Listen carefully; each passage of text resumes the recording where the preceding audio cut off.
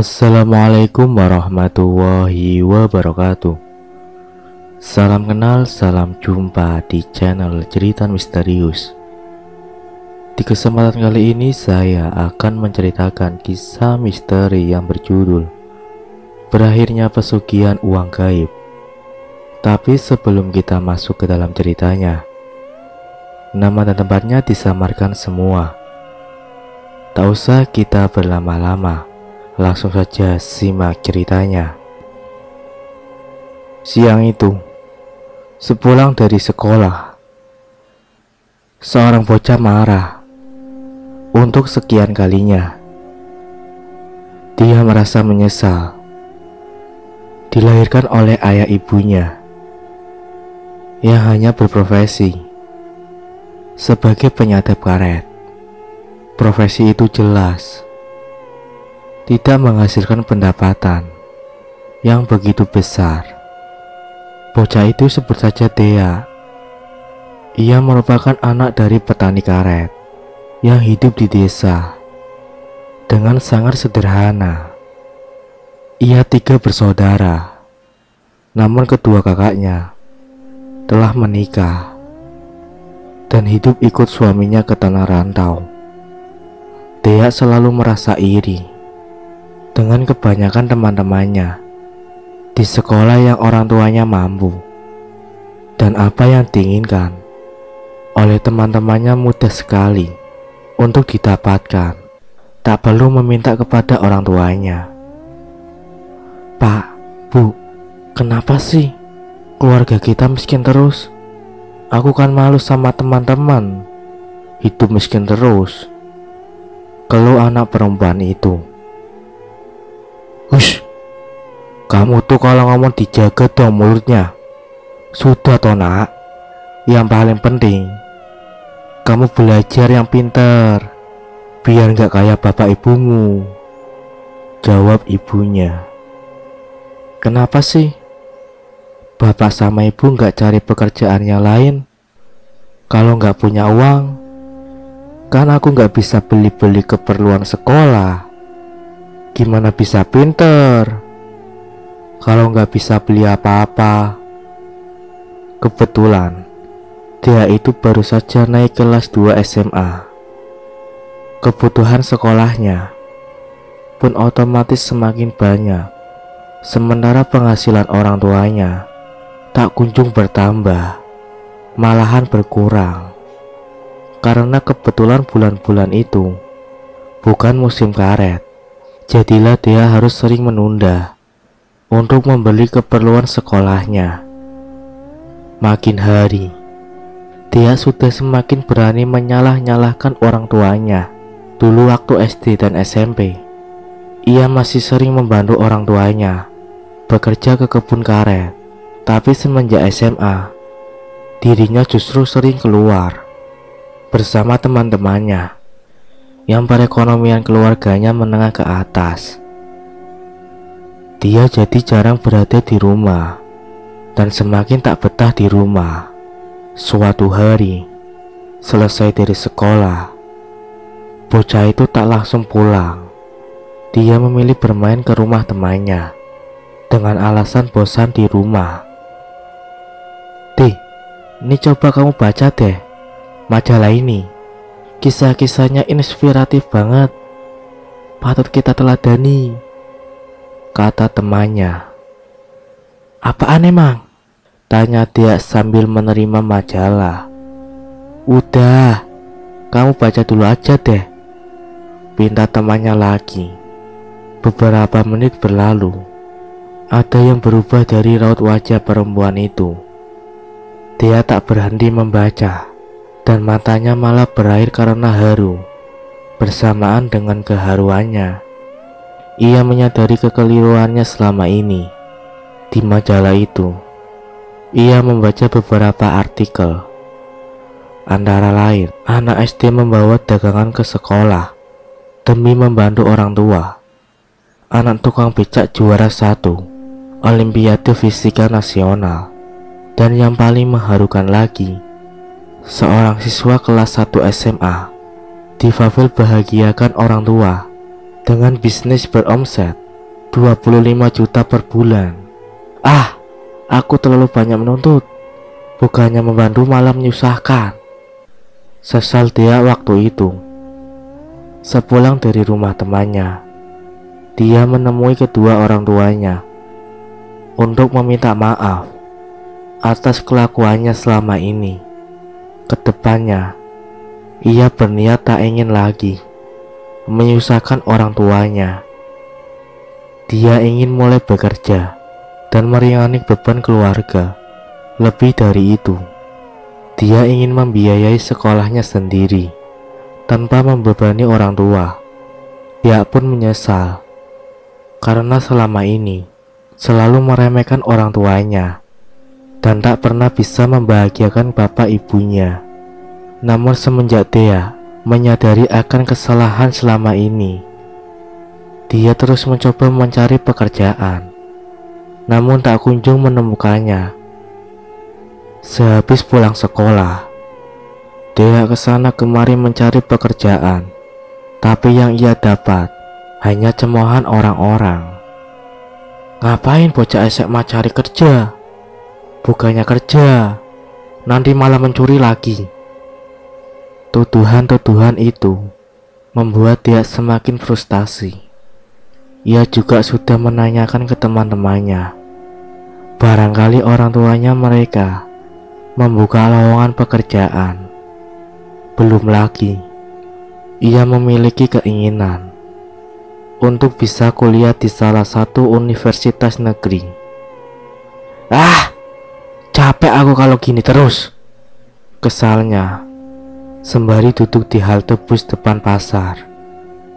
Ketika dia sedang kesal, dengan mulut yang tak bisa berhenti, dari seberang jalan ada seseorang wanita yang tengah memperhatikannya. Orang itu pun mendekati. Kamu kenapa, nak? Apa yang membuatmu kesal? Dia yang mendapati orang itu pun terlonjak kaget. Iya bu, saya lagi cari pekerjaan, tapi belum menemukan juga. Oh, jadi itu masalahnya. Kalau kamu mau kerja di tempat saya gimana? Nanti kamu bantu saya beres-beres di warung. Dia yang mendapatkan tawaran itu senang bukan main. Ya bu, saya mau. Di esok harinya, selepas sekolah, dia langsung bergegas ke rumah ibu itu. Sebut saja Bu Rondia. Dia di sana bantu cuci piring, bantu bersihin warung, dan juga belanja ke pasar. Upaya yang didapatkan pun lumayan besar. Dia hidup dalam keluarga yang sederhana dan didikan yang keras untuk bisa hidup mandiri. Dia masih berambisi ingin masuk ke perguruan tinggi negeri. Sampai singkat cerita, pada bulan Februari muncullah pengumuman siswa-siswi yang memenuhi syarat untuk mendaftar perguruan tinggi negeri melalui jalur SNPTN. Dari jurusan IPA, terpilihlah sekitar 70 siswa untuk bisa mendaftar perguruan tinggi negeri melalui jalur nilai rapot atau disebut juga SNPTN. Sayangnya, nama dia tidak muncul dalam pengumuman tersebut karena nilai rapotnya yang kalah saing dengan 70 siswa yang terpilih. Memang sedikit sedih saat mengetahui hal tersebut, tapi dia menganggap itu hanya angin lewat saja. Semenjak itu, dia mulai mempersiapkan diri untuk SBMPTN. Di waktu lengan, dia belajar dan latihan soal setiap hari. Selain itu, sekolahnya juga menyediakan bimbel gratis untuk membantu siswa dalam menghadapi SBMPTN. Dengan waktu sekitar 10 pertemuan dalam 1 bulan, karena keinginannya itu, alhasil dia memutuskan untuk berhenti bekerja dan fokus ke bimbel dan sekolahnya. Orang tuanya Yang mengetahui keputusan itu pun setuju. Kamu fokus saja untuk sekolah. Insya Allah, ibu bapak akan cari kerja tambahan untuk biaya sekolahmu. Kamu jangan khawatir. Dia sangat antusias mengikuti apa yang ditawarkan sekolah. Mengenai bimbel gratis tersebut, ia berpikir, jika belajar dari bimbel dan belajar mandiri, akan lebih berpeluang lolos SBMPTN karena persiapannya lebih matang. Tetapi Tuhan berkehendak lain. Saat pengumuman SBMPTN, Dea masih ditolak juga, dan tertulis, jangan putus asa dan tetap semangat. Setelah pengumuman SBMPTN, ia semakin direndahkan, dihina, dan dicaci muka bahwa Dea memang tidak pantas untuk bisa studi di perguruan tinggi negeri oleh orang terdekat. Dea yang sudah terbiasa dengan cemoohan orang, jadi sudah kenal. Dea juga merupakan orang yang pantang menyerah sebelum berhasil dan akan semakin bersemangat apabila dijatuhkan dengan hinaan dan cacian muka orang-orang. Mereka salah jika bertindak seperti itu kepadanya. Karena itu merupakan sumber utama kekuatan Dea. Ketika mereka berkata seperti itu, Dea hanya diam dan mendengarkan saja, tetapi tidak melawan. Masih ada satu jalur lagi untuk bisa masuk ke perguruan tinggi negeri, yaitu jalur mandiri. Dea berpikir ini merupakan jalan terakhir agar bisa masuk ke perguruan tinggi negeri, sehingga ia harus mengorbankan apa yang ia punya tanpa bantuan orang tua. Karena Dea tahu bahwa jalur mandiri ini memang biaya yang harus dikeluarkan lebih banyak dibandingkan jalur SNPTN dan jalur SBMPTN. Waktu itu Dea kembali lagi mencari pekerjaan dengan gaji yang tinggi. Sembari menunggu waktu ujian tiba, Dea pagi siang malam bekerja di salah satu pabrik garmen. Dea nekat mendaftar 4 universitas sekaligus, membayar biaya pendaftaran dan mengurus pembekasan sendiri, dan melakukan ini diam-diam tanpa diketahui orang tua dan orang terdekat. Beberapa minggu setelah pendaftaran, satu persatu universitas pun mulai menerbitkan pengumuman hasil mandiri, dan alhamdulillah Dea diterima di universitas pilihan pertama dengan prodi yang sesuai keinginan. Jika kalian tahu, jaket alma mater berwarna biru tua dan daerahnya banyak yang menggunakan bahasa Jawa, berarti kalian tahu Dea diterima di mana. Saat diterima, Dea baru memberitahu kepada orang tua dan orang terdekatnya, dan terus saja mereka terkejut melihatnya karena masih tidak percaya. Alhamdulillah orang tuanya bangga dan bersyukur, sedangkan orang terdekatnya masih tidak bisa berkata apapun. Namun di balik rasa syukur itu, orang tuanya bingung dengan biaya kuliah dan biaya hidup di tanah rantau. Dari 4 universitas negeri yang dia daftar melalui jalur mandiri, hanya 1 yang diterima, sedangkan 3-nya lagi ditolak. Jadi jika ditotal kegagalannya dalam mencapai perguruan tinggi negeri hingga 5 kali, Dea mendaftar kuliah itu dengan uang tabungannya sendiri. Tapi dia sama sekali tidak berpikir untuk biaya kedepannya bagaimana.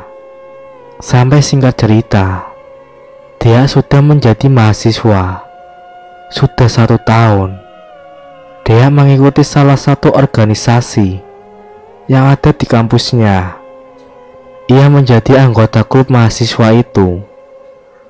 Bendahara memang menjadi posisi favoritnya. Tiap dirinya mengikuti organisasi, dia pasti selalu volunteer untuk masuk ke definisi bendahara.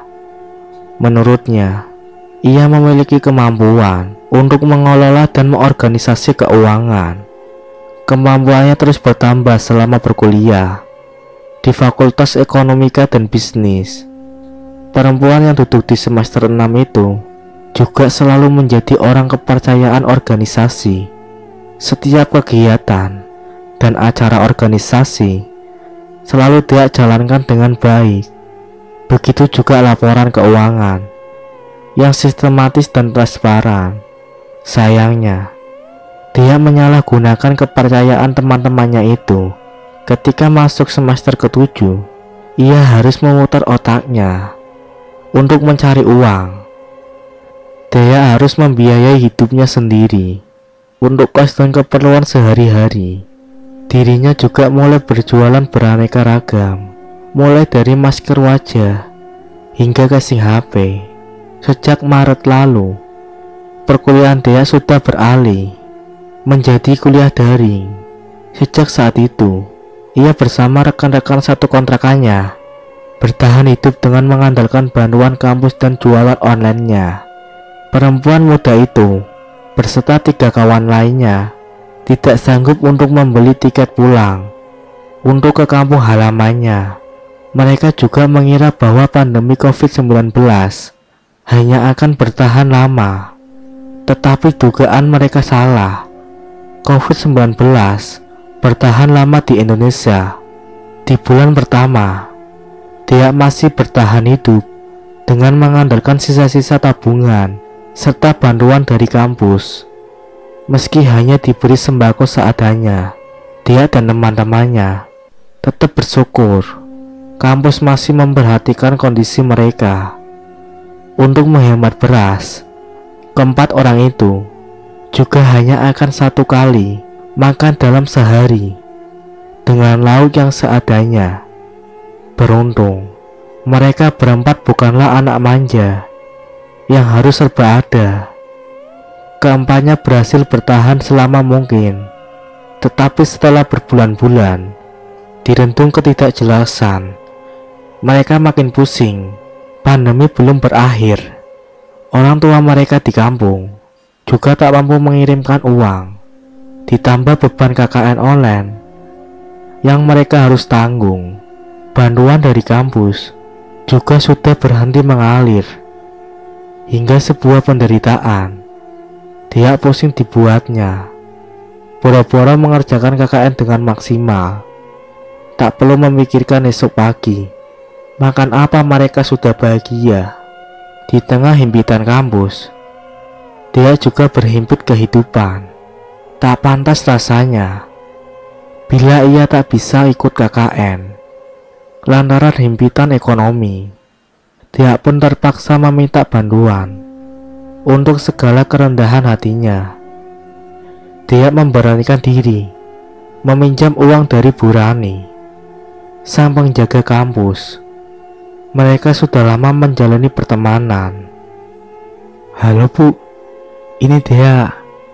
Boleh bicara sebentar?" Tutur Dea malam itu. Teleponnya disambut baik oleh Bu Reni.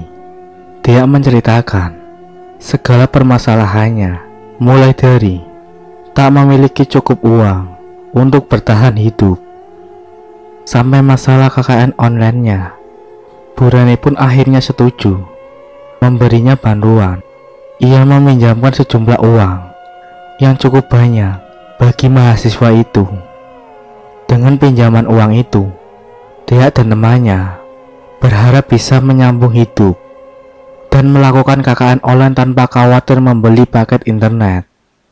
Namun uang yang dari Bu Rani tak cukup sampai 1 bulan. Pendiriannya dia pun goyah. Perlahan-lahan dia mulai mengambil uang dari organisasinya. Mulanya ia mengambil 50.000, tapi tidak ketahuan. Esoknya dia pun melakukannya lagi. Kelakuannya ini tidak ada yang mencurigai. Orang-orang di organisasinya tak mau ikut ribet memikirkan keuangan organisasi. Mereka membiarkan dia yang mengurus segala keuangannya. Lantaran diberi kebebasan, dia makin senang. Tak ada yang mengamati gerak-geriknya. Cukup lama ia melakukan aksinya. Ia pun menyambung hidupnya dengan uang curiannya itu.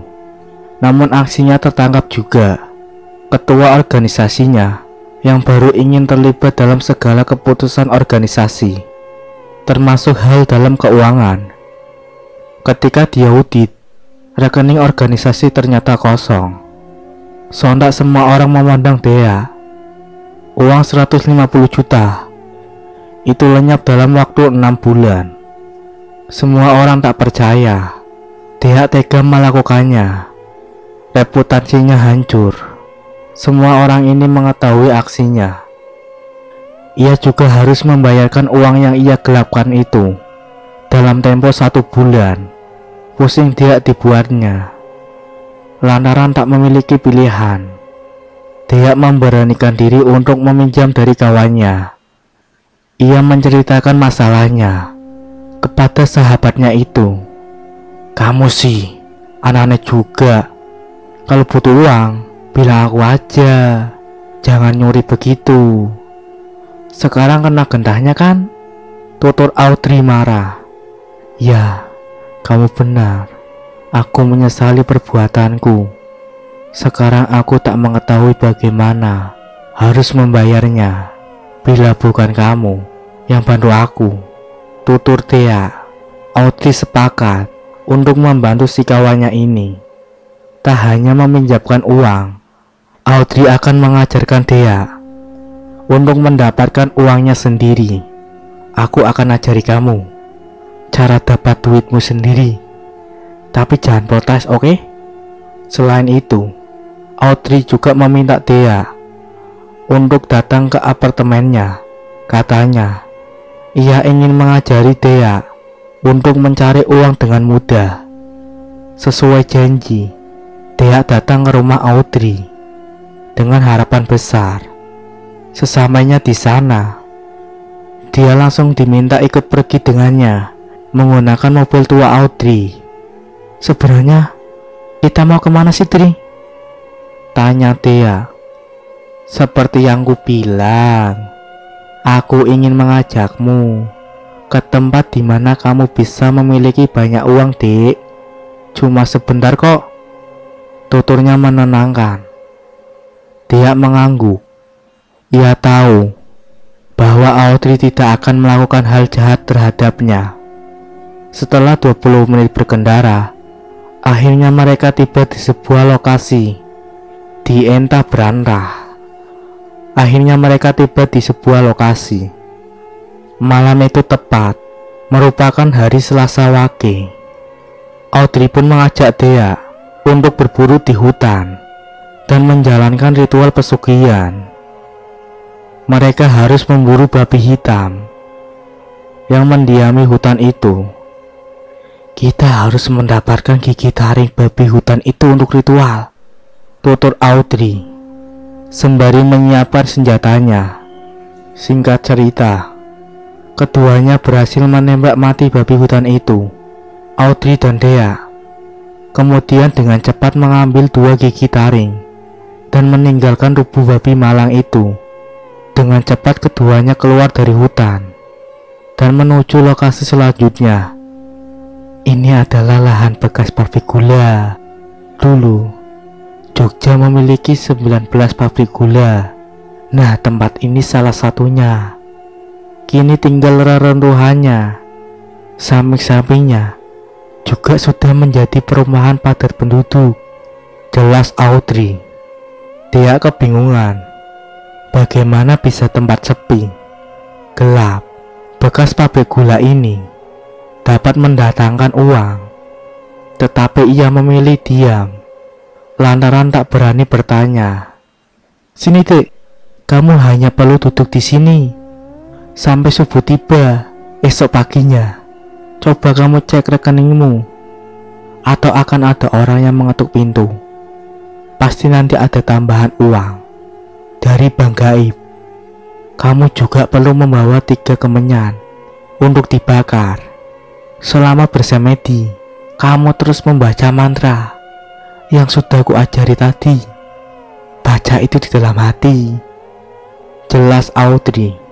Dia pun menurut. Ia duduk bersila di samping Audrey. Ritual yang sulit bagi Dea yang suka tidur. Ia harus menahan kantuknya sampai pagi tiba. Tapi ia berhasil juga. Esok paginya, sesampainya di apartemen Audrey, gigi taring itu lantas ia letakkan di dekat 3 dupa yang telah ia bakar. Dia hanya menurut. Ternyata ritual masih berlanjut. Ia mengikuti Audrey yang bersemedi. Tak lama, terdengar suara ketukan di pintu apartemen Audrey. Dia keheranan.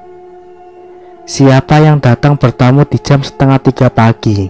Tetapi ketika ia membuka pintu, ia mendapati sebuah tas besar berisikan uang lembaran 100.000.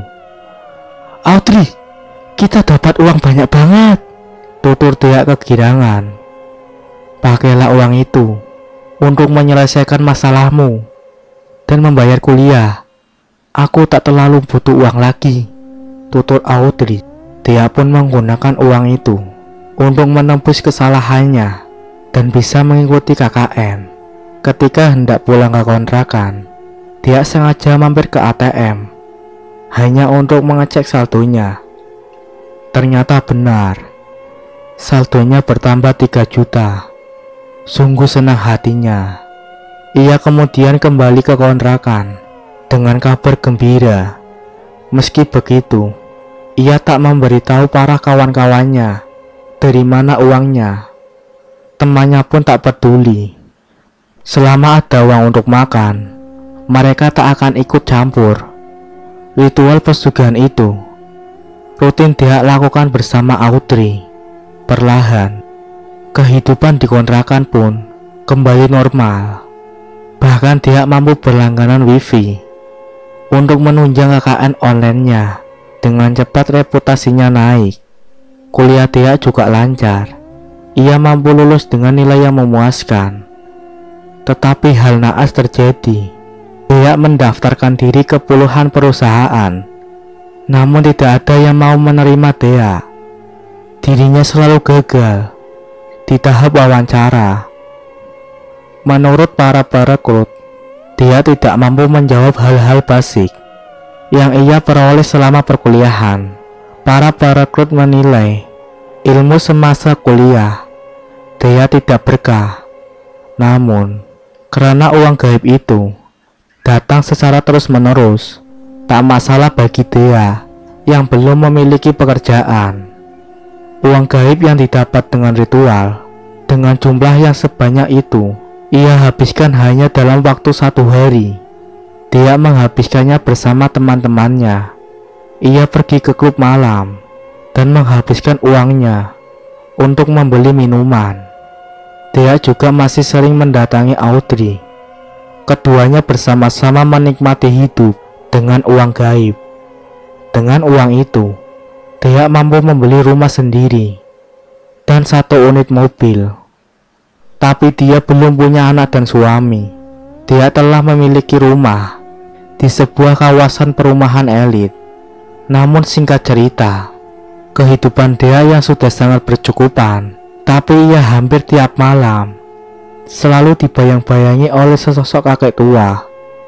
Kelopak tampaknya tampak menghitam. Ia sudah lama tak mau tidur. Pasalnya, kalau ia tidur, kakek tua itu akan muncul lagi, tepat di hadapannya. Akibat tak pernah tidur, kesehatan pun menurun. Ia harus kehilangan 10 kg berat badannya. Tubuhnya kurus kerempeng. Dia tampak seperti tengkorak hidup. Padahal dulu berat badannya mencapai 60 kg. Tubuhnya tinggi. Ia benar-benar tampak sehat dan segar. Sekarang semuanya tampak beda. Dia juga tak mau mengurus penampilannya. Rambutnya acak-acakan dan badannya pun bau. Ia stres berat. Sejak kakek menyeramkan itu datang ke dalam mimpinya. "Mbak Dea, Mbak sudah makan." Biasanya para tetangga akan mengantarkan makanan ke rumahnya. Orang-orang sekitar sudah memberi cap orang gila kepadanya. Mereka mengatakan kewarasan dia sudah lenyap. Aku menyesal telah melakukan ritual pesugihan uang gaib. Mungkin saja kakek yang selalu menghampiri mimpiku itu adalah pemilik uang yang telah kuambil melalui cara gaib. Kini aku ingin mati saja.